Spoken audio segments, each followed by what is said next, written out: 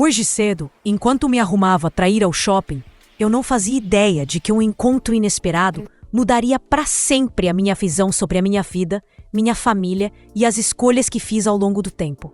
Às vezes, a realidade aparece como um aviso, mas somos cegos demais para perceber até que ela nos atinja com força. Tudo teve início há 3 anos, quando Ricardo demitiu o Adalto, nosso motorista que trabalhou conosco por quase 2 décadas. O Adalto não era apenas um funcionário. Ele era como se fosse da família, ou era o que eu pensava. Ele levou meus filhos para o colégio durante toda a infância e me acompanhou em muitas consultas no médico. Ele presenciou nossos dias bons e ruins. Sabia mais da nossa rotina do que muitos parentes. Mas para o Ricardo, o Adalto cometeu uma falha que não tinha perdão, uma noite. Ele esqueceu de buscar meu marido na rodoviária porque o neto dele teve um problema urgente de saúde. Felizmente não foi nada grave, mas o menino estava com muita febre e o Adalto correu para o pronto-socorro sem pensar em mais nada. Quando ele finalmente conseguiu ligar para o Ricardo para explicar, já era tarde. Meu marido tinha voltado de aplicativo para casa, furioso, sentindo-se traído. No dia seguinte, Adalto foi mandado embora sem dó, sem o pagamento correto. Sem indicação e sem chance de se explicar. O Ricardo funciona assim. Quando ele acha que alguém falhou, ele corta os laços na hora. No mundo dele não existe conversa, apenas obediência total ou a rua. Eu tentei ajudar, pedi para o Ricardo pensar bem, lembrar dos anos de dedicação e do motivo do atraso. Mas ele me olhou com aquele jeito gelado de sempre e disse: "Querida, não se envolva nos meus assuntos. Você não entende como a vida funciona." Aquilo me machucou muito. Pois mostrava o que o nosso casamento virou. Um trato onde eu sou apenas um enfeite. A esposa que faz jantares e sorri para as fotos, mas que não tem voz para nada. Mesmo assim, dessa vez eu resolvi fazer algo. Pela primeira vez em muito tempo, não aceitei calada, mas fiz minha revolta escondida.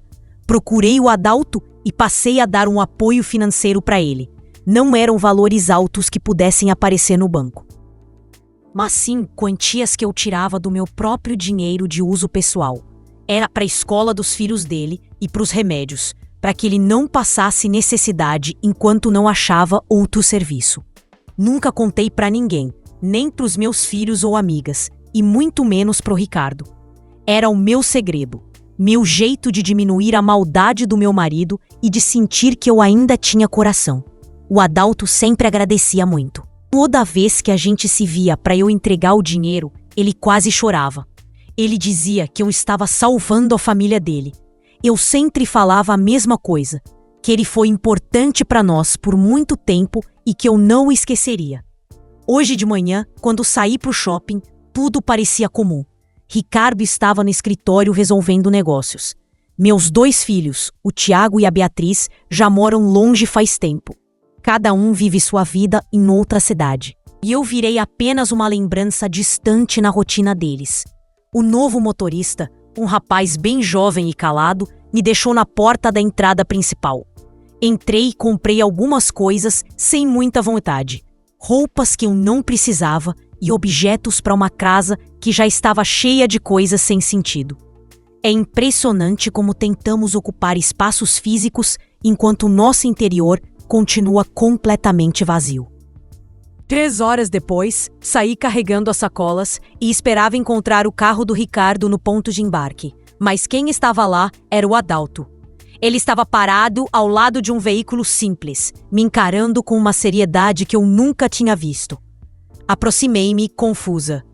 "Adalto, o que você está fazendo aqui?"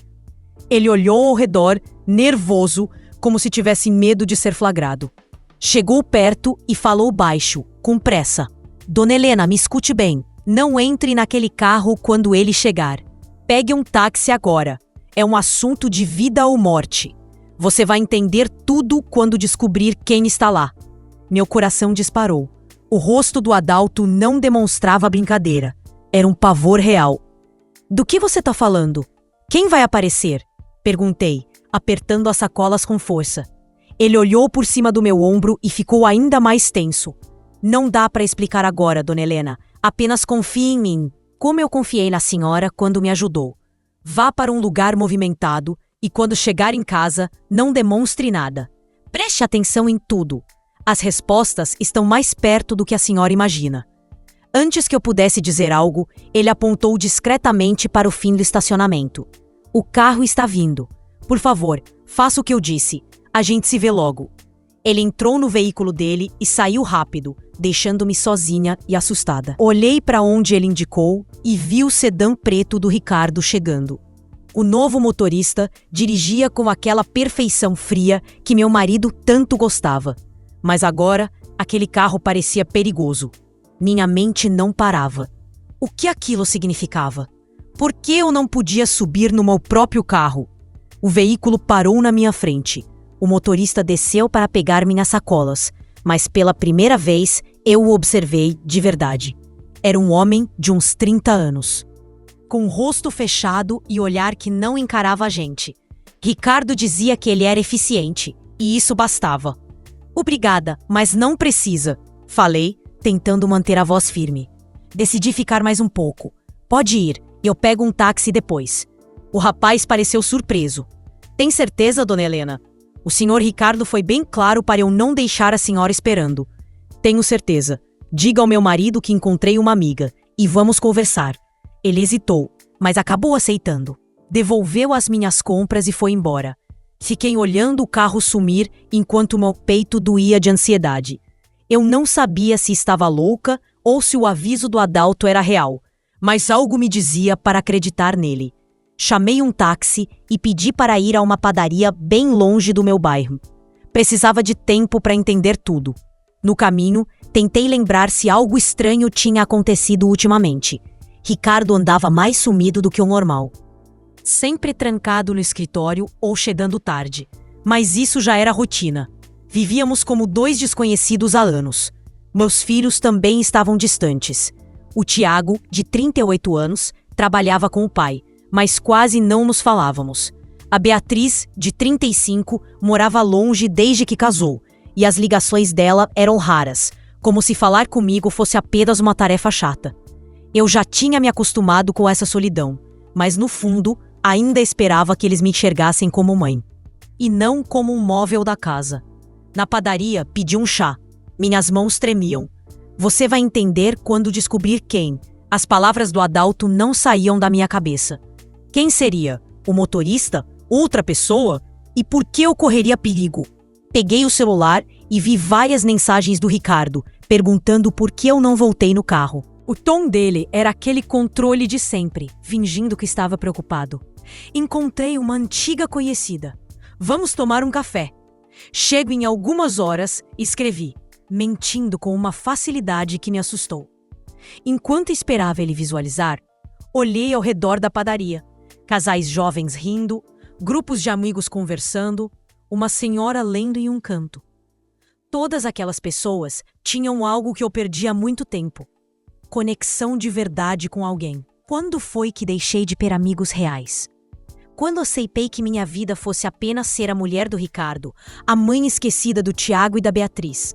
Uma pessoa que vive apenas nos cantos da vida dos outros. O celular tremeu com a resposta dele. Tudo bem, não demore. Ele nem quis saber com quem eu estava ou onde. Apenas me deu permissão para chegar tarde na minha própria casa, como se eu fosse uma criança precisando de autorização. Fiquei quase 2 horas ali, tomando chá e olhando a rua, com a cabeça a 1000 por hora. Quando o sol começou a baixar, decidi que era hora de voltar, mas antes fiz algo que não fazia há tempos: ligar para os meus filhos. Liguei primeiro para o Tiago. Depois de chamar muito, ele atendeu com aquela voz apressada de sempre. Mãe, tô enrolado aqui. Aconteceu alguma coisa? Eu não posso ligar pro meu filho só para conversar? Perguntei, sentindo uma mistura de tristeza e raiva. Houve um silêncio. Tem razão. Desculpa, é que tem muito serviço.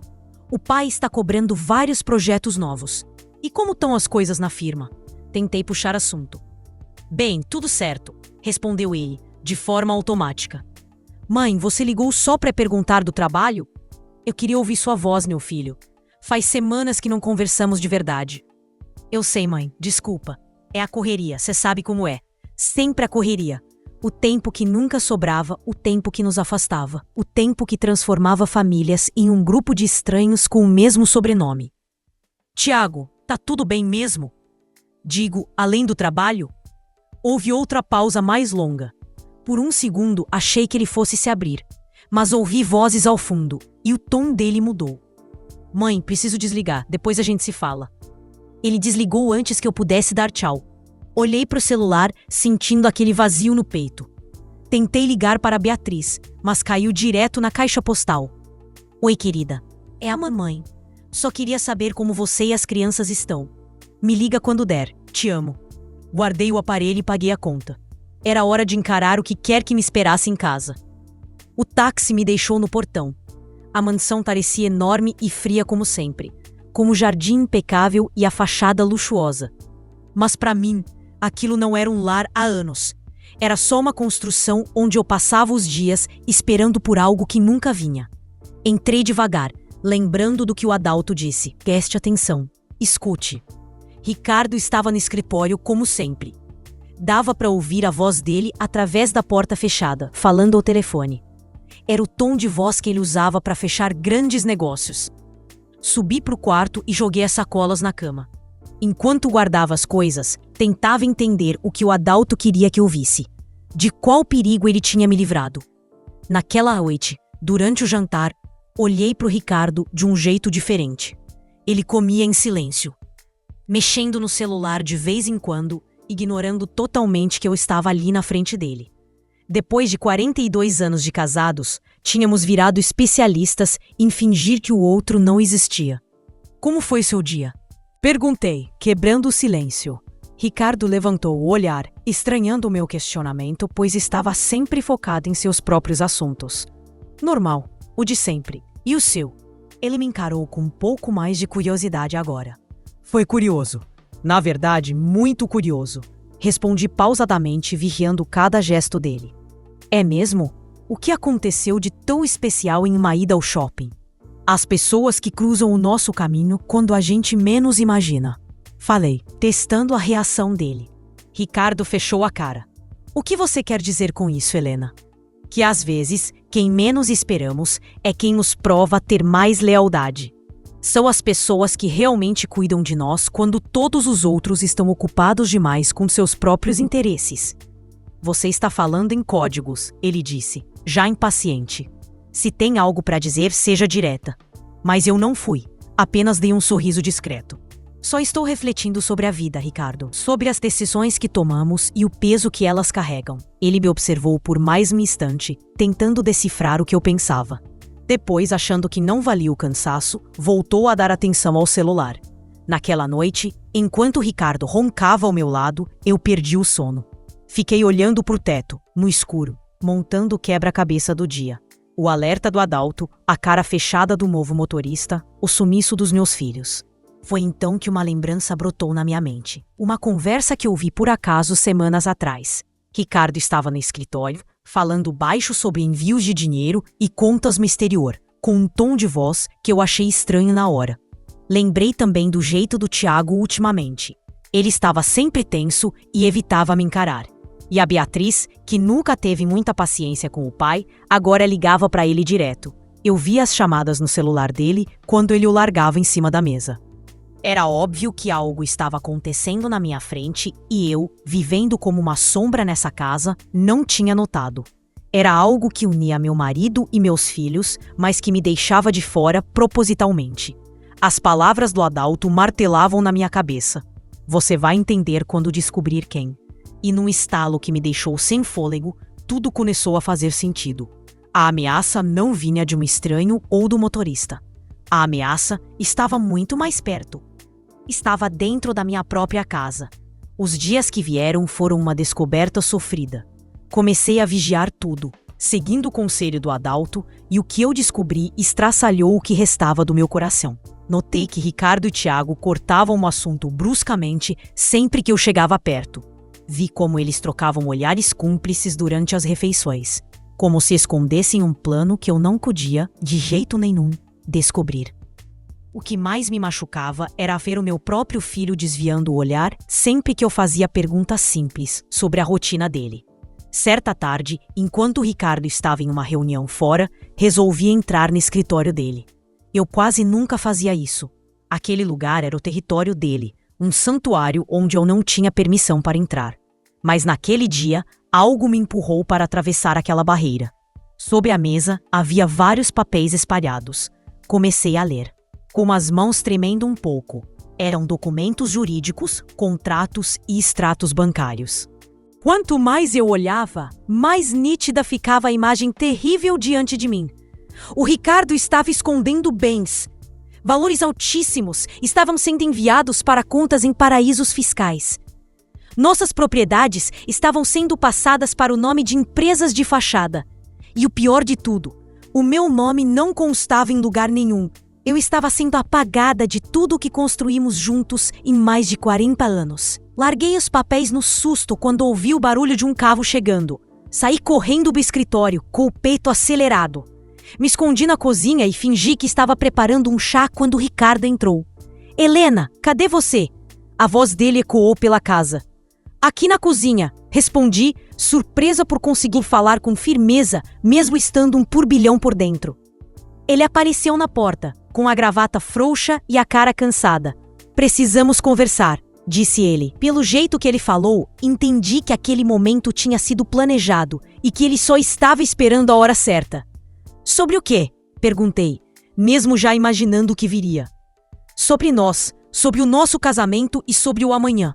Sentei devagar em uma cadeira, me preparando para o golpe.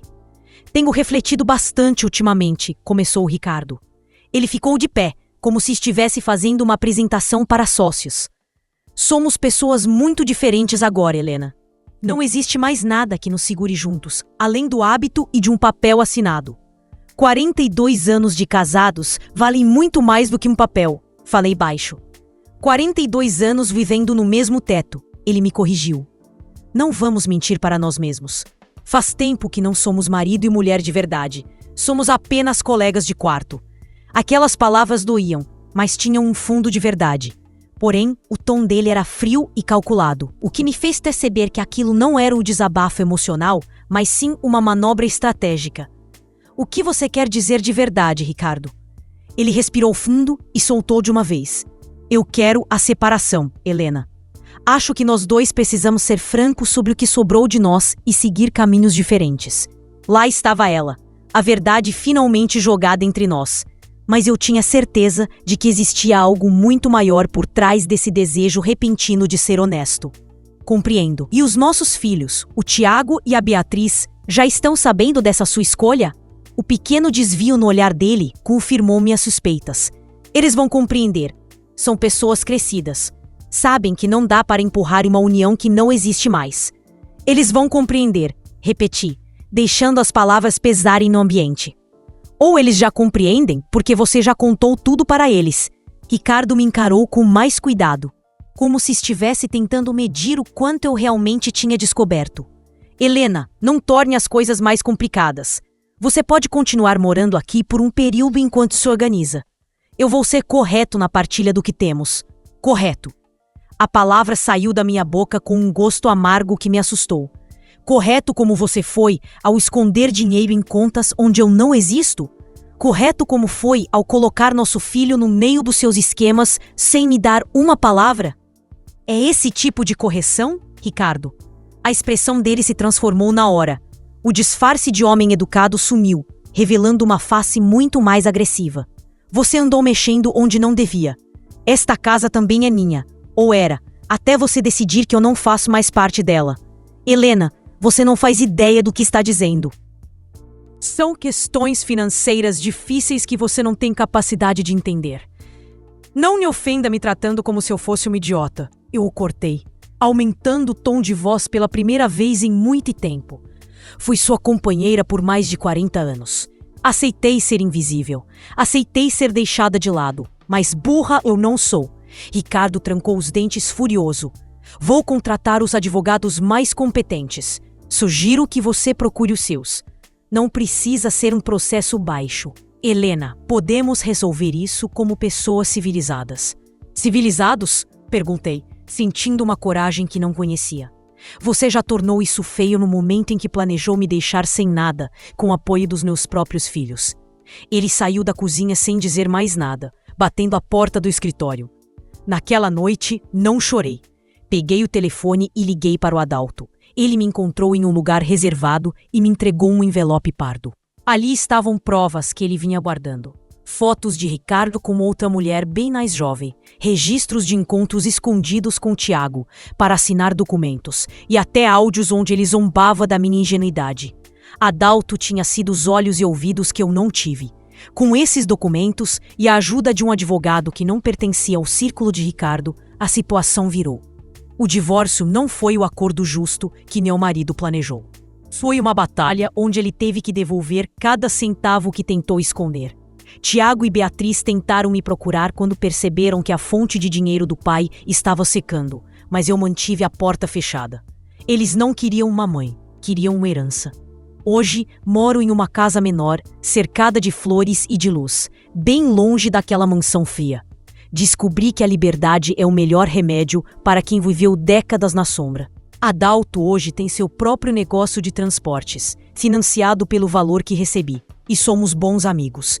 Ricardo, ele descobriu que sem o dinheiro e o prestígio, aquela lealdade absoluta que ele exigia sumiu mais rápido do que ele imaginava. Ele terminou sozinho, exatamente como sempre tratou os outros. Aprendi que nunca é tarde para abrir os olhos e que às vezes a mão que te salva vem de onde você menos espera. Espero que essa história tenha trazido uma reflexão importante para a sua vida hoje.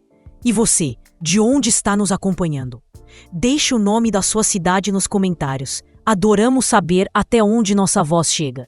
Se você gostou dessa narração e quer ouvir mais histórias impactantes como esta, não se esqueça de se inscrever no canal e ativar o sininho. Sua jornada conosco está apenas começando. Até a próxima!